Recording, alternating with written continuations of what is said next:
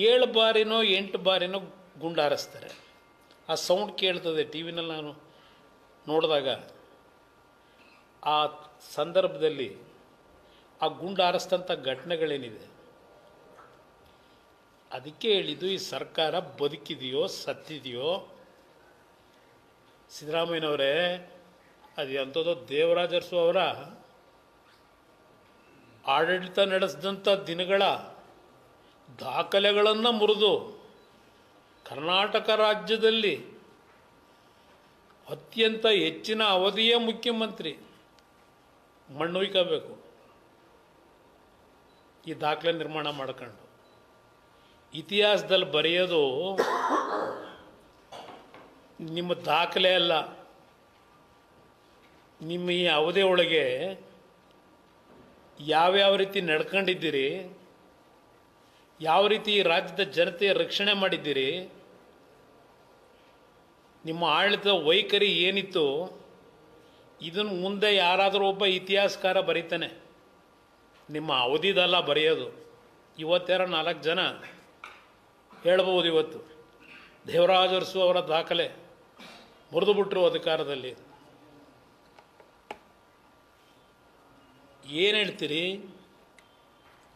ಆ ಘಟನೆ ನಡೆದ ದಿನ ಏನೋ ಮಾಧ್ಯಮದಲ್ಲಿ ಏನೋ ಒಬ್ಬ ಮಂತ್ರಿ ಆ MLA ಕೈನಲ್ಲಿ ಮಾತಾಡಿಸೋದಕ್ಕೆ ಪ್ರಯತ್ನ ಪಡ್ತಾರೆ, ಫೋನ್ನೇ ರಿಸೀವ್ ಮಾಡಲಿಲ್ಲ, ಗರಂ ಆದರು, ಫೋನ್ ಬಿಸಾಕಿದ್ರು.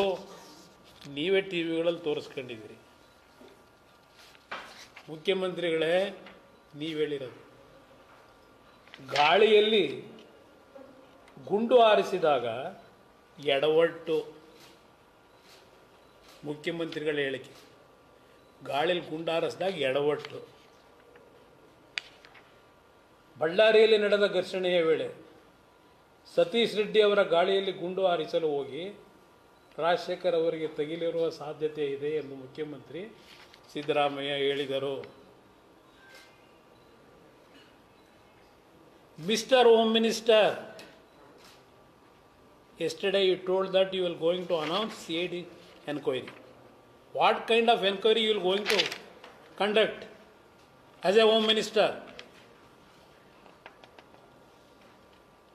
ನಿಮ್ಮ ಮುಖ್ಯಮಂತ್ರಿ ಹೇಳ್ತಾವ್ರೆ ಗುಂಡು ಎಲ್ಲಿಂದ ಬಂತು, ಆ ರಾಜಶೇಖರ್ ಗುಂಡು ಎಲ್ಲಿಂದ ದೇಹಕ್ಕೆ ಹೋಗ್ತು, ಇದನ್ನು ನಾವು ಹೇಳ್ತಿಲ್ಲ, ಮಾಧ್ಯಮಗಳು ಹೇಳ್ತಿಲ್ಲ, ಈ ರಾಜ್ಯದ ಮುಖ್ಯಮಂತ್ರಿ ಹೇಳ್ತಾ ಇದ್ದಾರೆ. ಸತೀಶ್ ರೆಡ್ಡಿನ ಅರೆಸ್ಟ್ ಮಾಡಿದ್ರೆ ಅವರಿಗೆ ರಾಜಾತೀತ್ಯ ಕೊಟ್ಟಿರಲಿಲ್ಲ, ಆಸ್ಪತ್ರೆಗೆ ಕರ್ಕೊಂಬಂದು ಇಟ್ಕೊಂಡವರಂತೆ. ಭಾಳ ದೊಡ್ಡ ಘನದಾರಿ ಕೆಲಸ ಮಾಡೋರು ಅಂತ ಸರ್ಕಾರದ ವತಿಯಿಂದ ಅವರಿಗೆ ಚಿಕಿತ್ಸೆ ಇಲ್ಲಿ ಕರ್ಕೊಂಬಂದು. ಸಮಗ್ರ ತನಿಖೆ ನಡೆಸಲು ಏನು ಸಮಗ್ರ ತನಿಖೆ ನಡೆಸ್ತೀರಿ ಸಿದ್ದರಾಮಯ್ಯನವರೇ? ಸಮಗ್ರ ತನಿಖೆ ನಡೆಸಲು ಹೇಳೋರಂತೆ, ಸೂಚಿಸಿದ್ದಾರಂತೆ. ಘಟನೆ ವೇಳೆಯಲ್ಲಿ ಗಳಿಸಲಾದ ಗನ್ ಯಾರಿಗೆ ಸೇರಿದ್ದು ಎಂಬ ಬಗ್ಗೆಯೂ ತನಿಖೆ ನಡೆಸಲು ಸೂಚಿಸಲಾಗಿದೆ. 4 ದಿನ ಆಯಿತು, 5 ದಿವಸ ಆಯಿತು ಇವತ್ತಿಗೆ. ಕ್ಷುಲ್ಲಕ ಕಾರಣಕ್ಕೆ ಗಲಾಟೆ. ಇದು ಮುಖ್ಯಮಂತ್ರಿಗಳ ಹೇಳಿಕೆ. ಇನ್ನು ಮುಖ್ಯಮಂತ್ರಿಗೆ ಹೋಮ್ ಮಿನಿಸ್ಟ್ರಿಗೆ ಕೇಳಲಿಕ್ಕೆ ಬಯಸ್ತೀನಿ. ಇಲ್ಲಿ ನಮ್ಮ ಗ್ರೇಟ್ ಡೆಪ್ಯೂಟಿ ಚೀಫ್ ಮಿನಿಸ್ಟ್ರು ಇವರು ಪ್ರಧಾನಮಂತ್ರಿಗೂ ಎದುರಲ್ಲ, ಕೇಂದ್ರದ ಗೃಹ ಸಚಿವರಿಗೂ ಎದುರಲ್ಲ.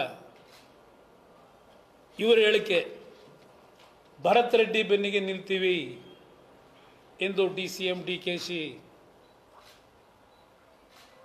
ಇನ್ಯಾವ ತನಿಖೆ ನಡೆಸ್ತೀರಪ್ಪ ನೀವು? ಡೆಪ್ಟಿ CM ಹೇಳಿಕೆ ಇದು.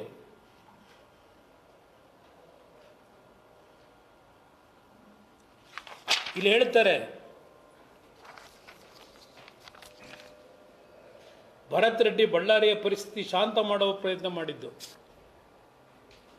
ಕಾಂಗ್ರೆಸ್ ಪಕ್ಷ ಅವರ ಬೆನ್ನಿಗಿರಲಿದೆ. ಮತ್ತೊಮ್ಮೆ ಬಳ್ಳಾರಿ ರಿಪಬ್ಲಿಕ್ ಆಗಲು ಬಿಡುವುದಿಲ್ಲ. ಅದಾದ ಮೇಲೆ ಹೇಳ್ತಾರೆ, ಜನಾರ್ದನ್ ರೆಡ್ಡಿ ಬಳ್ಳಾರಿ ಕಾಲಿಡುವವರೆಗೂ ಒಂದೇ ಒಂದು ಗಲಾಟೆ ಇರಲಿಲ್ಲ. ಸಣ್ಣ ಅಹಿತಕರ ಘಟನೆ, FIRಗಳು ಇರಲಿಲ್ಲ. ಅವರು ಬಂದ ಮೇಲೆ ಗಲಭೆಯಾಗಿದೆ. ಮಿಸ್ಟರ್ ಡೆಪ್ಟಿ ಚೀಫ್ ಮಿನಿಸ್ಟರ್, ನಿಮ್ಮನ್ನು ಕೇಳಲಿಕ್ಕೆ ಬಯಸ್ತೀನಿ, ಜನಾರ್ದನ್ ರೆಡ್ಡಿಗೆ ಸುಪ್ರೀಂ ಕೋರ್ಟು ಬಳ್ಳಾರಿಗೆ ಹೋಗಲಿಕ್ಕೆ ಅನುಮತಿ ಕೊಟ್ಟಿದ್ದು ಎಂದು? ಆಲ್ಮೋಸ್ಟ್ ಆಲ್ 1.5 ವರ್ಷ ಆಗಿರಬೇಕೀಗ ಅನುಮತಿ ಕೊಟ್ಟಿರ್ತಕ್ಕಂಥದ್ದು ಬಳ್ಳಾರಿಗೆ ಜನಾರ್ದನ್ ರೆಡ್ಡಿ ಹೋಗಲಿಕ್ಕೆ. ಈ ಕಳೆದ 1.5 ವರ್ಷದಲ್ಲಿ ಜನಾರ್ದನ್ ರೆಡ್ಡಿಗೆ ಕೋರ್ಟು ಆದೇಶ ಕೊಟ್ಟ ಮೇಲೆ ಏನು ಬಳ್ಳಾರಿಗೆ ಹೋಗಿದ್ದಾರೆ 1.5 ವರ್ಷ, ಎಷ್ಟು FIRಗಳು, ಎಷ್ಟು ಗಲಭೆಗಳಾಗಿದೆ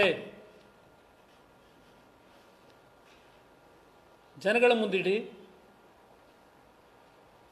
ಇದ್ರ ಜೊತೆಗೆ ಅವ್ರು ಬೇರೆ ಹಿಮ್ಮೇಳ, ಹೋಮ್ ಮಿನಿಸ್ಟ್ರು. ಜನಾರ್ದನ್ ರೆಡ್ಡಿ ಬಳ್ಳಾರಿಗೆ ಬಂದ ಮೇಲೆ ಕಾಕ್ತಾಳೀಯ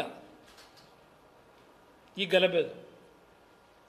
ಅವ್ರ ಹಿಮ್ಮೇಳ ಇವ್ರ ಜೊತೆಗೆ ಇರ್ತಾರಲ್ಲ, ಅದೆಂಥದ್ದು ನಿಮ್ಮ ಹಳ್ಳಿಲಿ ಮೊದಲು ಭಜನೆ ಮಾಡೋಕ್ಕೇನೋ ಬರೋರಲ್ಲ, ಆ ಹಿಂದ್ಗಡೆ ಇದು ಹೊಡ್ಕೊಂಬಂದು ಎಂಥದ್ದು ಬರೋರಲ್ಲ, ಹೇಳ್ಕೊಂಡು, ಅದಕ್ಕೆ ಹೋಮ್ ಮಿನಿಸ್ಟ್ರು ಹಿಮ್ಮೇಳ. ಇದಕ್ಕೆ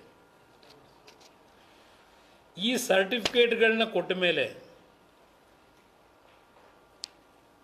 ಯಾವ ತನಿಖೆ ನಡೆಸ್ತೀರಪ್ಪ ನೀವು? ನಿಮ್ಮ ಕಾರ್ಯಕರ್ತರನ್ನ ಕೊಲೆ ಮಾಡಿ, ಇದು ಕೊಲೆ, ಇದು ಕಾರ್ಯಕರ್ತಂದು, ಕಾಂಗ್ರೆಸ್ ಕಾರ್ಯಕರ್ತಂದು. ಕಾಂಗ್ರೆಸ್ ಕಾರ್ಯಕರ್ತರಿಗೆ ಹೇಳ್ತೀನಿ, ರಾಜ್ಯ ಕುರಿಗೆಡಿಸ್ತಾ ಇದ್ದಾರೆ. ಇಂಥ ಸರ್ಕಾರನ ಧಿಕ್ಕರಿಸ್ತಕ್ಕಂಥದ್ದು, ಈ ರಾಜ್ಯ ಉಳಿಸಬೇಕು ಅಂತಕ್ಕಂಥ ಕಾಂಗ್ರೆಸ್ ಕಾರ್ಯಕರ್ತರಿಗೆ ನಾನು ಕರೆ ಕೊಡ್ತಾ ಇದ್ದೀನಿ. ಇವತ್ತು ರಾಜಶೇಖರ ಸತ್ತಿರ್ಬೋದು, ಇವರ ತೆವರುಗಳಿಗೆ, ಇವರ ಅಧಿಕಾರದ ಆಸೆಗೆ ಯಾರನ್ನು ಬೇಕಾದರೂ ಬಲಿ ಕೊಡ್ತಕ್ಕಂಥ ನಾಯಕರುಗಳಿವರು. ಒಂಚೂರು ಕನಿಕರ ಇದೆಯಾ?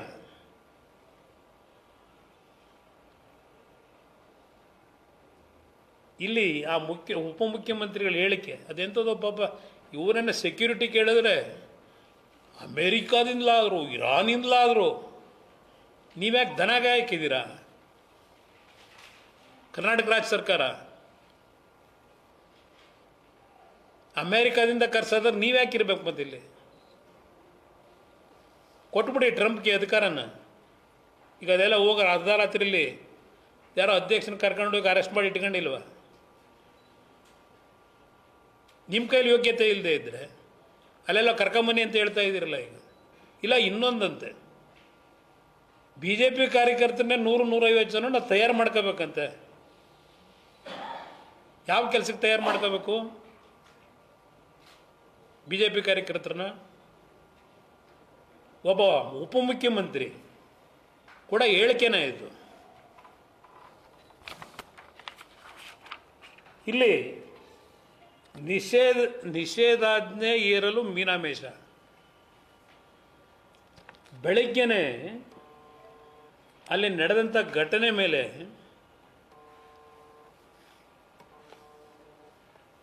ಕೆಲವು ಪೊಲೀಸ್ ಅಧಿಕಾರಿಗಳು, ಬ್ರೂಸ್ಪೇಟೆ ಪೊಲೀಸ್ನವರು ತಹಶೀಲ್ದಾರ್ಗೆ ಗಮನಕ್ಕೆ ತರ್ತಾರೆ, 144 ಸೆಕ್ಷನ್ ಹಾಕಿ ಅಂತ ಹೇಳಿ. 144 ಸೆಕ್ಷನ್ ಆದೇಶನೂ ಮಾಡ್ತಾನೆ ತಹಶೀಲ್ದಾರು. ಆದರೂ 144 ಸೆಕ್ಷನ್ ಹಾಕಲ್ಲ. ಇಲ್ಲ, ಅವನು ಯಾರೋ SP ಸಸ್ಪೆಂಡ್ ಮಾಡೋರಲ್ಲ.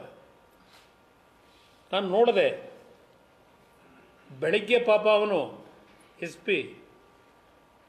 ಚಾರ್ಜ್ ತಗೋಬೇಕು. ಎಲ್ಲ ದುಗ್ಗಮ್ಮನ ದೇವಸ್ಥಾನ ಯಾವುದೋ ಇದೆಯಂತಲ್ಲ ಅಲ್ಲಿ, ಹಾಂ ದುಗ್ಗಮ್ಮನ ದೇವಸ್ಥಾನಕ್ಕೆ ಹೋಗಿ ಬೆಳಗ್ಗೆ ಪೂಜೆ ಮಾಡಿ, ಅದರ ಹಿಂದೆ ಇದ್ದಂಥ SP ಕೈನಲ್ಲಿ ಅಧಿಕಾರ ಹಸ್ತಾಂತರ ಮಾಡ್ಕೊಂಡು ದುಗ್ಗಮ್ಮನ ದೇವಸ್ಥಾನದಿಂದ ಪಾಪ ಬರ್ತಾನೆ. ಇಲ್ಲಿ ಇವನ ಇನ್ಎಫಿಷಿಯನ್ಸಿ, ಇವನ್ ಫೇಲ್ಯೂರ್ ಅಂತ ಹೇಳಿ ಸಸ್ಪೆಂಡ್ ಮಾಡಿದಿರಲ್ಲ.